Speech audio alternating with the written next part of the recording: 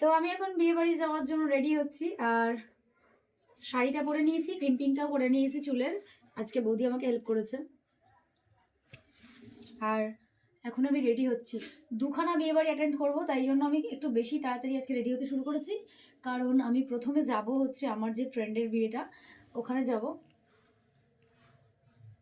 প্রথমে বান্ধবীর বিয়েতে যাব, তারপরে এসে বাড়ির পাশে যে বিয়েটা, এখানে দেখাবো ভাই, তারপরে যে বাড়ির পাশে যে বিয়েটা আছে সেখানে যাব।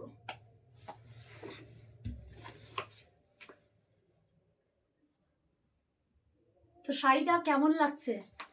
শাড়িটা আমার দারুণ পছন্দের। কেমন লাগছে কিন্তু কমেন্টে জানান।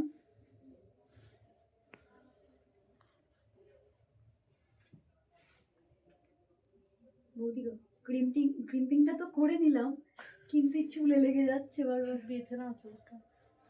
হ্যাঁ, তাহলে উঁচু করে ক্লিপটা দিও,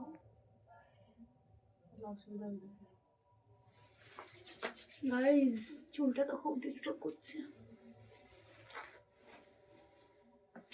আমাদের শাড়িটা পরে করো, আগে সব করে নাও তারপরে শাড়ি। হ্যাঁ, তো গাইস আমার শাড়িটা কেমন লাগছে? আমি এখনো রেডি হয়নি। হ্যাঁ, রেডি হওয়ার পরে আবার পরে আসবো।